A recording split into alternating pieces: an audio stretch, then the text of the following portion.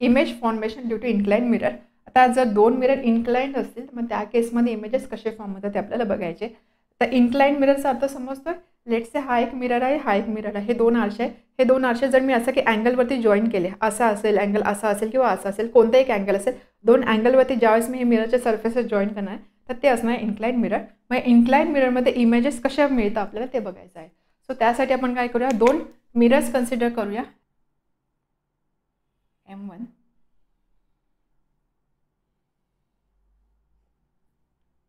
आपण असं कन्सिडर करू. फर्स्ट केसमध्ये अँगल जो आहे दोन मिररमध्ये तो अँगल आहे 90 डिग्री.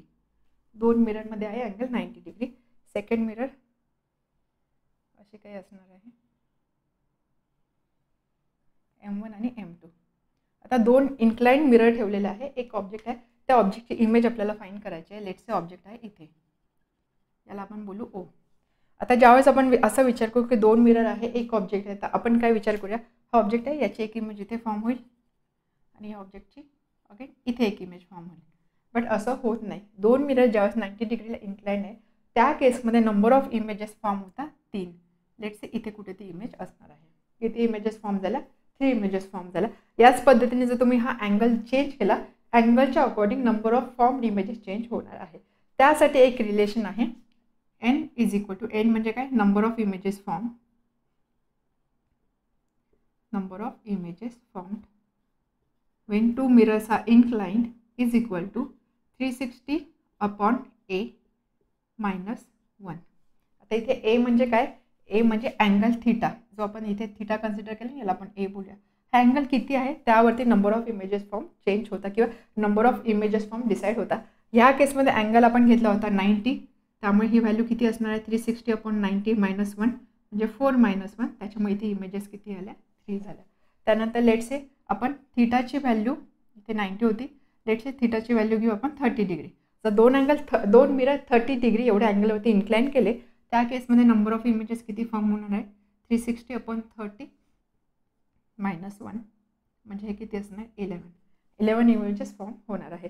याच पद्धतीने लेट्स से आपण अँगल केला, किती घ्यायचा आता 30 झाला, 60 घेऊ, 60चा घेतला, एन किती असणार आहे 360 अपॉन 60 म्हणजे 6 मायनस 1 5. तर अशा पद्धतीने अँगल किती आहे त्याच्या अकॉर्डिंग किती नंबर ऑफ इमेजेस फॉर्म होतात हे डिसाईड होतं आहे. यामध्ये जर तुम्ही बघितलं तर बघा 30 डिग्री असताना 11 इमेजेस फॉर्म झाले, 60 असताना 5, 90 असताना 3. म्हणजे जसा जसा अँगल वाढतोय तसं नंबर ऑफ इमेजेस ज्या आहेत त्या कमी होत आहे.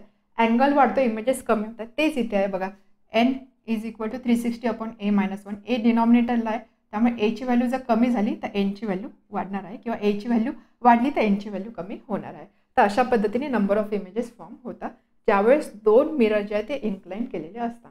समजलं? हा फॉर्म्युला लक्षात ठेवा, 360 अपॉन a मायनस 1. त्यामुळे एची काही जरी व्हॅल्यू असेल तरी आपण त्याच्यावर नंबर ऑफ इमेजेस किती असणार आहे ते फाइंड आउट करू शकतो. असं कधी कधी होऊ शकतं की लेट्स से तुम्हाला एखादा अँगल दिलेला आहे आणि तो अँगल इथे तुम्ही पुट केला, let's say 360, he G value आहे 360 अपॉन a, ठीक आहे, ही व्हॅल्यू आली let's say 5.2. Just me consider करते 5.2 आली व्हॅल्यू. तर 5.2 मायनस 1 तर किती होणार 4.2. मग 4.2 इमेजेस असतील का नाही, 4.2 इमेजेस नसेल तर यामध्ये काय करायचं, डेसिमल नंतर जो नंबर असतो तो डायरेक्ट इग्नोर करायचा. मग इथे काय येणार 5 minus 1 that is equal to 4. किती इमेजेस फॉर्म होणार 4. म्हणजे ह्या पॉईंटनंतर जी व्हॅल्यू असेल ना ती व्हॅल्यू इग्नोर करा, फक्त 5 मायनस 1 4 इमेजेस इथे फॉर्म होणार आहे. असं त्याचा आन्सर असणार आहे. समजलं? आता इथे 3 इमेजेस कशा फॉर्म होत आहे ॲक्च्युली, आता हे जे आपण काही डिस्कस करतोय ते सिलेबसमध्ये नाही बट जस्ट एक्स्ट्रा इन्फॉर्मेशन की 3 इमेजेस का फॉर्म होत आहे. बघा हा ऑब्जेक्ट आहे, या ऑब्जेक्टची इथे एक इमेज फॉर्म झाली, याला आपण I1 बोलू. सेकंड इमेज फॉर्म झाली त्याला आपण I2 बोलूया. ठीक आहे, लेट्स से फर्स्ट ऑब्जेक्टची इथे एक इमेज फॉर्म झाली, इथे एक इमेज फॉर्म झाली. आता जर आपण मिरर 2चा विचार केला, मिरर 2मध्ये ऑलरेडी एक इमेज फॉर्म झालेली आहे. बट ह्या मिरर 2साठी ही जी इमेज 1 आहे ना, ही इमेज मिरर 2ला काय वाटेल, ही जी इमेज आहे ही इमेज म्हणजे सुद्धा एक ऑब्जेक्ट आहे, नाही राय का. मिरर 2ला काय वाटेल, ही जी इमेज फॉर्म झाली ना म्हणजे ही सुद्धा एक वस्तू आहे, तर मला याची सुद्धा इमेज फॉर्म करायची, त्यामुळे तो इथे एक इमेज फॉर्म करतो which is nothing but I3. मग आता हे फक्त मिरर 2 सोबतच घडतं का, नाही. ऑब्व्हियसली मिरर 1ला सुद्धा असं वाटेल. मिरर 1चा जर आपण विचार केला त्याला काय वाटेल, त्याने एक इमेज फॉर्म केली, त्यानंतर मिरर 2मध्ये ही जी I2 इमेज फॉर्म झालेली आहे तर मिरर 1ला वाटेल की हा सुद्धा एक ऑब्जेक्ट आहे, तो त्याची सुद्धा इमेज फॉर्म करणार आहे. बट यामध्ये काय होतं, ह्या मिररने फॉर्म केलेली इमेज म्हणजे जी थर्ड इमेज फॉर्म होते त्याचं आपण बोलतोय, ही जी थर्ड इमेज जी असते, जी ह्या M1ने फॉर्म केली आणि M2ने फॉर्म केली, हे दोघं एकाच ठिकाणी फॉर्म होत आहे, सुपर इम्पोज होत आहे, एकमेकांवरतीच येतात. त्यामुळे आपल्याला फक्त एकच इमेज दिसते, that is nothing but I3. तर अशा पद्धतीने थर्ड इमेज इथे फॉर्म झालेली असते. समजलं? हे जस्ट एक्स्ट्रा इन्फॉर्मेशन होते, यावर तुम्हाला क्वेश्चन विचारलं जाणार नाही. त्यामध्ये तुम्हाला काय काय लक्षात ठेवायचं आहे इम्पॉर्टंट, की अँगलच्या मिररच्या अँगलवरती डिपेंड करतं की किती नंबर ऑफ इमेजेस फॉर्म होणार आहे. फॉर्म्युला इज n = 360/θ-1 और a-1. जशी एची व्हॅल्यू वाढणार आहे तशी एनची व्हॅल्यू कमी होणार आहे आणि वाईस वर्सा. आता यामध्ये जर तुम्ही बघितलं, सपोज आपण 2 मिरर एकमेकांना पॅरलल ठेवल्या, ठीक आहे, 2 मिरर पॅरलल ठेवलं तर नंबर ऑफ इमेजेस किती फॉर्म होणार आहे विचार करा. याचं एक्झाम्पल आहे, ज्यावेळेस तुम्ही सलूनमध्ये जाता, ठीक आहे, त्यावेळेस बघा आपल्या मागचा हेअरकट दाखवण्यासाठी आपला एक छोटा आरसा दिला जातो. एक मोठा आरसा आणि एक छोटा आरसा आपल्या हातात असतो. हे जे 2 मिरर्स असतात एकमेकांना पॅरलल वर्क करतात, तेच आपण बोलतो ना की 2 मिरर ज्यावेळेस पॅरलल असतात त्यावेळेस काय होतं, तर 2 मिरर पॅरलल वर्क करतात आणि आपल्याला ह्या केसमध्ये किती इमेजेस दिसतात, आपल्याला नंबर ऑफ इमेजेस दिसतात, मल्टिपल इमेजेस दिसतात.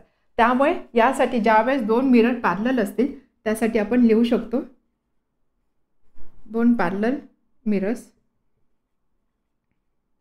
You can see multiple images. Parallel mirror असेल त्या केसमध्ये किती इमेजेस, मल्टिपल इमेजेस किंवा मग इन्फायनाईट असं आपण कन्सिडर करू शकतो. Next topic, minimum length of a mirror to see full image of a person. एखाद्या पर्सनची फुल इमेज जर बघायची असेल मग त्या केसमध्ये मिररची मिनिमम लेंथ किती असणार आहे ते आपल्याला फाइंड आउट करायचे. कमीत कमी लेंथ किती पाहिजे त्या मिररची ते आपल्याला इथे फाइंड आउट करायचं आहे. एक छोटंसं डेरिवेशन आहे, खूप इंटरेस्टिंग आहे. आता बघा, हे तुम्हाला क्वेश्चन स्टेटमेंट समजली की आपल्याला काय फाइंड करायचं आहे. इथे आपण ज्यावेळेस मिरर बोलतोय, मिरर म्हणजे आपण प्लेन मिरर कन्सिडर करतोय. प्लेन मिरर म्हणजे जो आपण घरामध्ये रेडी होण्यासाठी यूज करतो, दॅट इज प्लेन मिरर, घरामध्ये असणारा आरसा. मग सपोज तुम्हाला आरशासमोर उभं राहून तुमची फुल इमेज बघायची आहे. फुल इमेज म्हणजे काय, तुमच्या डोक्यापासून पायापर्यंतचा पूर्ण पोर्शन कव्हर झाला पाहिजे. पूर्ण फुल इमेज जर तुम्हाला बघायची आहे मग त्या केसमध्ये जो आरसा तुम्ही यूज करणार त्या आरशाची लेंथ किती पाहिजे, मिनिमम लेंथ किती पाहिजे ते आपल्याला इथे डिराईव्ह करायचं आहे. याचा यूज कुठे होतो, याचा यूज होतो मॉल्समध्ये. मॉल्समध्ये जी चेंजिंग रूम असतात, तुम्ही बघा चेंजिंग रूममध्ये ज्यावेळेस तुम्ही त्या मिररसमोर उभे राहता, आरशासमोर उभं राहता, त्यावेळेस तुम्हाला तुमची फुल इमेज दिसते, बरोबर, फुल बॉडी इमेज दिसते, राईट. बट याचा अर्थ असा आहे की समोरचे जो मिरर असतो तो मिरर अगदी पूर्ण भिंती भरून मिरर असतो, नाही, मिरर एका पर्टिक्युलर लेंथचाच असतो, म्हणजे एवढ्या मोठ्या मिररची सुद्धा गरज नसते. तर ही लेंथ किती असणार आहे, मिनिमम लेंथ किती असणार आहे मिररची, की जेणेकरून कोणतीही व्यक्ती जरी आली तरी त्याला त्याची फुल बॉडी इमेज दिसणार आहे, ते आपल्याला फाइंड आउट करायचं आहे. समजलं काय फाइंड करायचं आहे. आता हे डिराईव्ह करण्यासाठी आपण आत्ता जे बघितलेलं आहे image formation by plane mirror, ते एकदा आपण क्विकली रिवाइज करूया, कारण त्याचा यूज आपल्याला इथे करायचा आहे. आपण बघितलेला ज्यावेळेस आपण प्लेन मिरर कन्सिडर करतो, प्लेन मिररमध्ये इमेज फॉर्म होते. ती इमेज कशी फॉर्म होते, लेट्स से इथे आहे ऑब्जेक्ट, या ऑब्जेक्टची इमेज या मिररमध्ये फॉर्म होते इथे, आणि इथे आहे ऑब्झर्वर किंवा आपण लिहूया आईज. इथे आपण बघणार आहोत. तर ह्या ऑब्जेक्टची इमेज आपल्याला इथे कशी दिसते त्यासाठी आपण बघितलेलं हे कशामुळे होतं, this happens because of reflection of light. Reflection of लाईटमुळे कसं होतं, लेट्स से ऑब्जेक्टपासून एक रे निघाला, इथे आला, इन्सिडंट रे असणार आहे, रे रिफ्लेक्ट होऊन असा जाणार आहे. अनदर रे निघाला, असा आला, रिफ्लेक्ट होऊन असा जाणार आहे. ओके, आता हे जे रेज आहे, हे रेज जर आपण असे बॅकवर्ड एक्सटेंड केले तर आपल्याला असं वाटेल की हे जे रेज आहे, दिस rays are originating from one point. असं होत नाही, बट आपल्याला असं भास होतो की हे जे रेज आहे एका पॉईंटमधून ओरिजिनेट होत आहे किंवा इथून ते जनरेट होत आहे. So this point is nothing but image of this object. This point is image of this object. तर हा जो पॉईंट असणार आहे, या पॉईंटला आपल्याला ह्या ऑब्जेक्टची इमेज दिसते, ठीक आहे. This is because of reflection of light. आणि त्यामुळे इथे आईजला आपल्याला असं सेन्स होतं की या ऑब्जेक्टची इमेज आपल्याला इथे मिळालेली आहे. याचा यूज आपल्याला आता इथे करायचा आहे. ज्यावेळेस आपल्याला एखाद्या पर्सनची फुल इमेज बघायची असणार आहे त्यावेळेस मिररची लेंथ किती असणार आहे ते डिराईव्ह करण्यासाठी. सो आपण एक प्लेन मिरर कन्सिडर केलेला आहे. लेट्स से एक आपल्याला पर्सनची फुल इमेज बघायची आहे. आपण एक पर्सन कन्सिडर करूया. अशी एक व्यक्ती आहे, ती मिरर समोर उभी आहे. या मिररमध्ये या व्यक्तीची इमेज दिसणार आहे. प्लेन मिररच्या प्रॉपर्टीज आपल्याला माहिती आहे. प्लेन मिररमध्ये ज्यावेळेस इमेज फॉर्म होते त्या इमेजचं distance from mirror is equal to distance of object from mirror. म्हणजे हा जर मिरर असेल, इथे ऑब्जेक्ट होता, तर हे डिस्टन्स आणि जिथे इमेज फॉर्म झाली हे डिस्टन्स सारखे असतं, ॲज वेल एज ज्या साईजचा ऑब्जेक्ट असणार त्याच साईजची इमेज असणार आहे. या प्रॉपर्टीचा यूज इथे आपल्याला करायचा आहे. आता बघा, आपल्याला काय करायचं आहे, फुल इमेज बघायची आहे. फुल इमेज बघायची आहे म्हणजे आपल्याला डोक्यापासून पायापर्यंतचे पूर्ण इमेज किंवा डोक्यापासून पायापर्यंतचा पूर्ण पॉईंट कव्हर झाला पाहिजे. म्हणजे एक्स्ट्रीम पॉईंट आपल्याला काय कन्सिडर करावं लागणार आहे, आपण हेड कन्सिडर करूया आणि फीट कन्सिडर करूया. हेड आणि फीटचे पॉईंट कव्हर झालेच पाहिजे आणि त्यानंतर ह्या रिजनमध्ये असणारे जे सगळे पॉईंट आहे हे सगळे पॉईंट कव्हर झाले पाहिजे. त्याच वेळेस आपल्याला ही इमेज दिसणार आहे. बरोबर, मान्य. हेड आणि फीट हे मस्ट कंडिशन आहे. ज्यावेळेस हेड आणि फीट कव्हर होणार आहे त्याच वेळेस आपल्याला व्यक्तीची फुल इमेज दिसणार आहे. करेक्ट. आता ही इमेज आपल्याला कशी दिसणार आहे, इमेज आपल्याला दिसणार आहे आईजनी. इथे आपण कन्सिडर करूया आईज. आपल्याला माहिती आहे की रिफ्लेक्टेड रेस ज्यावेळेस आईजमध्ये येतात त्याच वेळेस आपल्याला त्या ऑब्जेक्टची इमेज दिसते. मग त्या पद्धतीने जर आपण असं आता जर आपण सगळ्यात आधी हेडचा विचार केला तर हेडपासून लेट्स एक रे निघाली, इन्सिडंट रे. ओके, इथे नॉर्मल असणार आहे. कुठे incident ray, reflected ray same अँगलवरती असतात, त्यामुळे इन्सिडंट रे असे असेल तर रिफ्लेक्टेड रे असं असणार आहे. आय आपण इथे दाखवूया, दिस इज आय. ठीक आहे, आईजवरती आला आणि त्यानंतर आईजला असं वाटतं की हा रे कुठून आलेला आहे, असं मागून आलेला आहे आणि मग ह्या पॉईंटला, या पॉईंटची इमेज ह्या पॉईंटला मिळते. म्हणजे आपल्याला हेडचा जो टॉप पॉईंट आहे त्याची इमेज इथे मिळणार आहे. त्याच पद्धतीने जर आपण फीट कन्सिडर केलं, लेट्स से फीटवरून एखादा रे असं आला आहे, इन्सिडंट रे. इन्सिडंट रे इथे आला, रिफ्लेक्ट झाला, रिफ्लेक्ट होऊन तो आईजपर्यंत जाणार आहे. हा अँगल आणि हा अँगल सारखा असणार आहे. So let's say this is reflected ray. आईजला काय वाटेल, हा रे कुठून आलेला आहे, असा मागून एक्सटेंड केल्यानंतर, त्यामुळे इथे दिसणार आहे फीटची इमेज. फीटचा जो पॉईंट असणार आहे त्या पॉईंटची इमेज दिसणार आहे.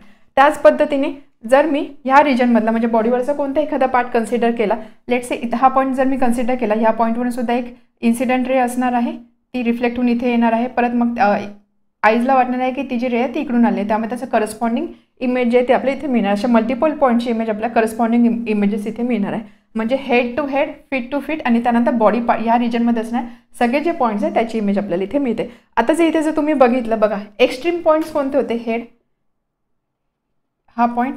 जर आपण मिररचा करस्पॉन्डिंग पॉईंट बघितला जिथून मिररवरून ती रे रिफ्लेक्ट झाली, हा पॉईंट होता. त्याच पद्धतीने फीटसाठी हा पॉईंट होता. ओके, त्यानंतर लेट्स से इथून एक इन्सिडंट रे निघाली, ती इथे येणार, इथून रिफ्लेक्ट होणार, इथून निघाली इथे येणार, रिफ्लेक्ट होणार.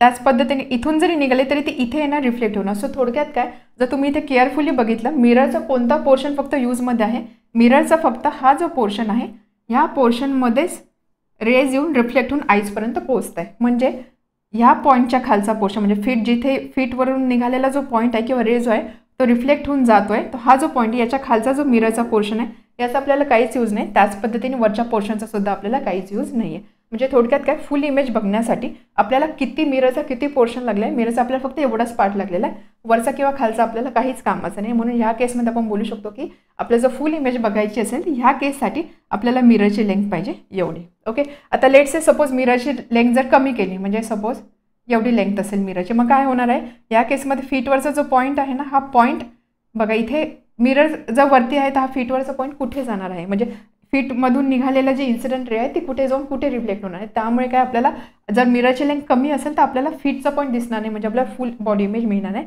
त्यामुळे मस्ट कंडिशन काय आहे की आपल्याला एवढी मिररची लेंथ पाहिजे आहे.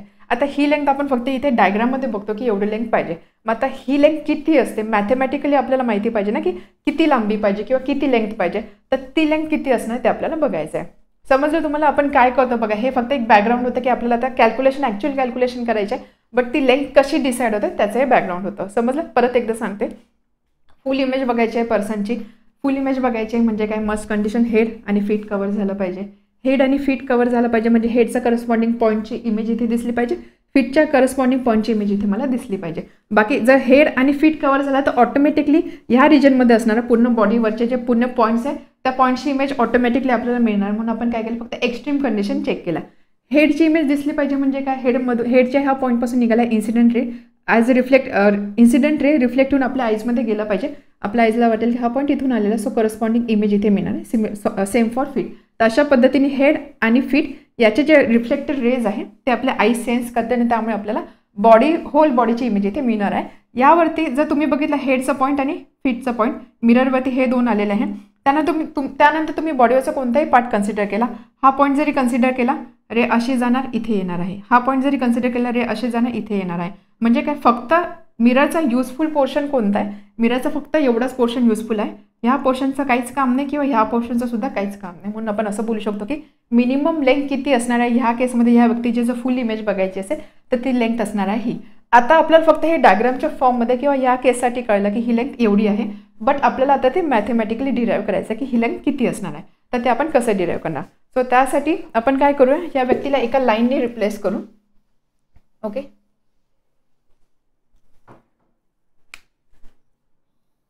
लेट्स से इथे मिरर आहे,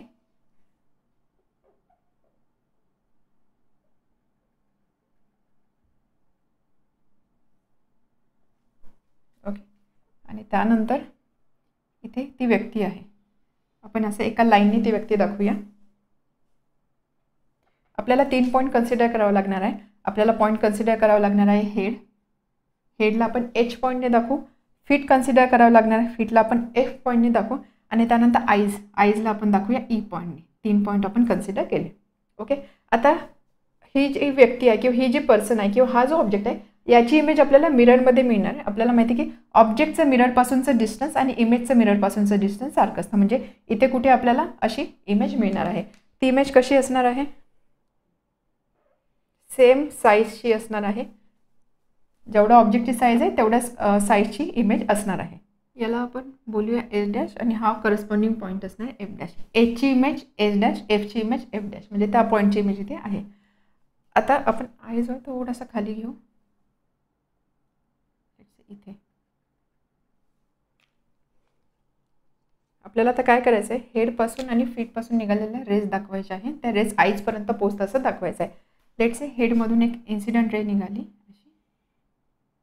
ओके, इथे एक नॉर्मल पण दाखवू, कारण आपल्याला माहिती आहे की इन्सिडेंट रे ज्यावेळेस रिफ्लेक्ट होणार आहे त्यावेळेस इन्सिडेंट रेचा नॉर्मलसोबतचा अँगल आणि रिफ्लेक्टेड रेचा नॉर्मलसोबतचा अँगल सारखं असतो. त्यामुळे नॉर्मलसोबत ह्या अँगलवर जर आली तर अप्रॉक्सिमेटली रिफ्लेक्टेड रे असं काही असणार आहे. बरोबर, थोडंसं वरती घेऊया.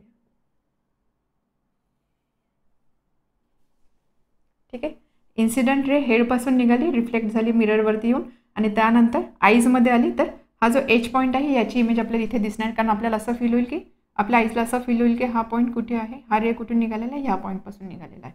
सो आपल्याला इथे एच डॅश या पॉईंटची इमेज दिसणार आहे. त्याच पद्धतीने जर आपण फीटचा कन्सिडर केला, फीटचा विचार केला तर फीटवरून निघालेली रे लेट्स से अशी इन्सिडेंट रे होती. इथे आपण एक नॉर्मल ड्रॉ करूया. इन्सिडेंट रे रिफ्लेक्ट झाली, रिफ्लेक्ट मिररवरती रिफ्लेक्ट झाली, रिफ्लेक्ट होऊन ती आईजपर्यंत आली. अशी लाईन असणार आहे ती. सो दिस इज रिफ्लेक्टेड रे. तुम्ही स्केलचा यूज करून हे डायग्राम ड्रॉ करा. ठीक आहे, आईजला वाटेल ही रे कुठून आलेली आहे, अशी इथून एफ डॅशच्या पॉईंटपासून.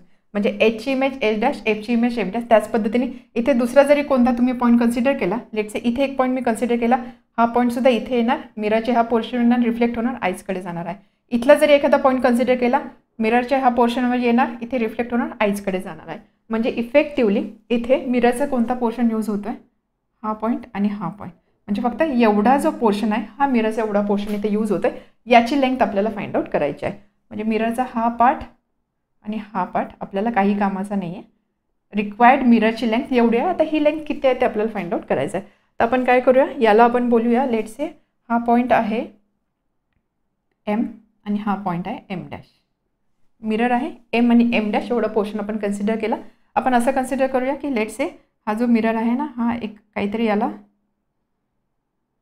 एवढं एम डॅश क्यू एवढं त्याचा ग्राउंडपासूनचा डिस्टन्स आहे, distance from ground. M dash Q distance from ground. आपला पर्पज काय, आपल्याला मिररची लेंथ फाइंड करायची. मिररची लेंथ म्हणजे आपल्याला कामी पडणारी किंवा आपल्याला यूजमध्ये असणारी मिररची लेंथ आपल्याला एवढीच मिळाली. आता ही लेंथ किती आहे ती लेंथ आपल्याला फाइंड करायची. म्हणजे आपल्याला एम डॅश हे डिस्टन्स फाइंड आउट करायचं आहे. आता हे डिस्टन्स आपण कसं फाइंड करणार, तर बघा इथे काही तुम्हाला ट्रँगल्स दिसत आहे, काही पॅरलल लाईन्स दिसत आहे. म्हणजे आपल्याला काहीतरी मॅथमॅटिक्सचा यूज इथे करावा लागणार आहे. आता हा यूज कसा होणार आहे, तर बघा एम डॅश ही लेंथ फाइंड करायची. जर तुम्ही इकडे बघितलं ही लेंथ म्हणजेच ही लेंथ असणार आहे, बरोबर. कारण बघा this is normal, incident ray, reflected ray ही त्याची नॉर्मल आहे. नॉर्मल म्हणजे इथे अँगल 90 डिग्री असणार आहे. त्याच पद्धतीने इन्सिडेंट रे रिफ्लेक्टेड रे ही नॉर्मल आहे म्हणजे अँगल असणार आहे 90 डिग्री बरोबर. नॉर्मल म्हणजे अँगल असणार 90 डिग्री म्हणजे हे स्ट्रेट लाईन्स असणार आहे, परपेंडिक्युलर लाईन्स असणार आहे, त्यामुळे हे डिस्टन्स आणि हे डिस्टन्स सारखं असणार आहे. आता आपण काय करूया, याला ह्या पॉईंटला नाव देऊ आर आणि या पॉईंटला नाव देऊ एस. ठीक आहे, हा आर पॉईंट आहे, हा एस पॉईंट आहे, एवढं असं कन्सिडर करूया आपण. आणि आपण अजून एक गोष्ट कन्सिडर करू. लेट से ही जी व्यक्ती आहे या व्यक्तीची हाईट आहे एच. त्या व्यक्तीची हाईट किती आहे एच. आपल्याला माहिती आहे प्लेन मिररमध्ये ज्यावेळेस इमेज फॉर्म होते इमेजची हाईट आणि पर्सनची हाईट सारखीच असते किंवा इमेजची हाईट आणि ऑब्जेक्टची हाईट सारखी असते, म्हणजे ही हाईटसुद्धा किती असणार आहे H. This total height is H. ठीक आहे, समजते. आता पुढे बघा, जर आपण हा ट्रायंगल कन्सिडर केला एच एम ई. आता थोडासा मॅथमॅटिक्सचा पार्ट याच्यामध्ये आहे. एच एम ई आणि त्यानंतर ही आहे नॉर्मल आर. हे एक्सप्लेनेशन टेक्स्टबुकमध्ये दिलेलं नाही आहे. तर यामध्ये हे हा पोर्शन जर तुम्ही कन्सिडर केला ट्रायंगल एच एम ईचा कन्सिडर केला, तुम्ही बघू शकता एच एम ईमध्ये 2 ट्रायंगल आहे. हा एक ट्रायंगल आहे, हा एक ट्रायंगल आहे. या दोन्ही ट्रायंगलचा जर तुम्ही विचार केला, हा होता इन्सिडेंट अँगल, हा होता रिफ्लेक्टेड अँगल बरोबर. इन्सिडेंट अँगल आणि रिफ्लेक्टेड अँगल सारख्या व्हॅल्यूचे असतात. θ1 इज इक्वल टू θ2 म्हणजे ही व्हॅल्यू आणि ही व्हॅल्यू सारखी आहे. हे 2 अँगल सारखे आहे. हा एक अँगल 90 आहे. त्यामुळे जर मी ट्रायंगल कन्सिडर केला triangle H R M and triangle H R M आणि ई आर एम हे जर 2 ट्रायंगल मी कन्सिडर केले, यामध्ये बघा angle H M R is equal to angle E M R. H M R आणि ई एम आर हे 2 अँगल इक्वल व्हॅल्यूचे किंवा कॉन्ग्रुएंट आहे. त्यानंतर हा अँगल झाला. त्यानंतर साईड बघा, दोन्ही ट्रायंगलसाठी आर एम किंवा एम आर ही कॉमन साईड आहे. So R M congruent to R M common side आहे. त्याच पद्धतीने हा अँगल 90 डिग्री आहे दोघांसाठीही. त्यामुळे आपण असं लिहू शकतो angle H R M is congruent to angle E R M. इथे जर तुम्ही बघितलं, तुम्ही कॉन्ग्रुएन्सीचा जर तुम्ही विचार केला तर तुमच्या लक्षात येईल this is angle, this is side, this is angle. S हे कॉन्ग्रुएन्सी आहे. मॅथमॅटिक्समध्ये आपण हे सगळं कव्हर केलेलं आहे. कॉन्ग्रुएन्सी ट्रायंगलच्या कॉन्ग्रुएन्सीचा एक रूल असतो, अँगल साईड अँगल, म्हणजे 2 ट्रायंगल आहे त्याचे करस्पॉन्डिंग अँगल साईड आणि अँगल ह्या व्हॅल्यू जर इक्वल असले तर ते 2 ट्रायंगल काय असतात, दिस 2 ट्रायंगल्स आर कॉन्ग्रुएंट. म्हणजे H R M is congruent to triangle E R M. ठीक आहे, ते काय असतं कॉन्ग्रुएंट असतं. कॉन्ग्रुएंट असतं म्हणजे काय, त्याच्या करस्पॉन्डिंग साईड जे असतात त्या इक्वल लेंथचे असतात. त्यामुळे ह्या ट्रायंगलची जर मी साईड एच आर कन्सिडर केली आणि ह्या ट्रायंगलची साईड कन्सिडर केली ई आर, तर एच आर आणि ई आर या दोघांची लेंथ सारखी असणार आहे. बघा, एच आर आणि ई आर यांची लेंथ सारखी असणार आहे. कॉन्ग्रुएन्सी ऑफ ट्रायंगल एकदा तुम्ही रिवाइज करा, तुम्हाला हे लगेच समजेल. इन केस जर तुम्हाला आठवत नसेल तर ट्रायंगल जे आहे ट्रायंगल कॉन्ग्रुएंट आहे म्हणजे त्याचे करस्पॉन्डिंग अँगल आणि करस्पॉन्डिंग साईड इक्वल व्हॅल्यूचे असतात. आपण हे 2 ट्रायंगल कॉन्ग्रुएंट दाखवले, त्यामुळे H R equal to E R हे आपलं रिलेशन मिळालं. H R equal to E R म्हणजे काय, हे डिस्टन्स आणि हे डिस्टन्स सारखं आहे. ठीक आहे, हे डिस्टन्स, हे जे 2 डिस्टन्सेस आहे, हे डिस्टन्स सारखं आहे. त्याच पद्धतीने जर मी हा ट्रायंगल कन्सिडर केला, हा इन्सिडेंट रे रिफ्लेक्टेड रे ही नॉर्मल, हा ट्रायंगल कन्सिडर केला तर त्यामध्ये सुद्धा ह्या 2 साईड जे ह्या 2 साईड इक्वल लेंथच्या असणार आहे. ठीक आहे, समजलं. आता आपण हे सगळं का करतो, याचा यूज का करतो, बिकॉज आपल्याला फाइंड करायचं आहे M into M dash. M dash म्हणजेच कोणती लेंथ, आर एस बरोबर. ही लेंथ म्हणजे ही लेंथ आर एस. हा पॉईंट आर आहे आणि हा पॉईंट एस आहे. आर एस जर तुम्ही बघितलं, आर एस म्हणजे किती असणार आहे, R E plus E S. नीट समजून घ्या. ठीक आहे, this length is equal to this length. This length is nothing but R E plus E S. आता आर ई बद्दल आपण काय बोलू शकतो, R E is equal to half H E. Half H E. आता हे कसं आलं, R E is equal to half H E. बघा, हा ट्रायंगल इथे आपण कन्सिडर केलेला आहे. आर ई ही टोटल लेंथ आहे H E. H E is equal to H R plus R E. Right, H R plus R E. आपल्याला माहिती ह्या दोन्ही लेंथ सारख्या आहे. दोन्ही लेंथ सारख्या आहे म्हणजे काय, आपण एच आरला आर ईने रिप्लेस करू शकतो. त्यामुळे so this will be twice of R E. म्हणजेच काय, आपण लिहू शकतो R E is equal to H E by 2. R E is equal to H E by 2. समजलं. म्हणजे बघा, एवढा पोर्शन, हा पोर्शन काय असणार, टोटलच्या हाफ असणार, कारण ह्या दोन्ही लेंथ सारख्या आहे. बरोबर, समजते. त्याच पद्धतीने ई एस म्हणजे काय असणार आहे, E S is equal to half of total length E F.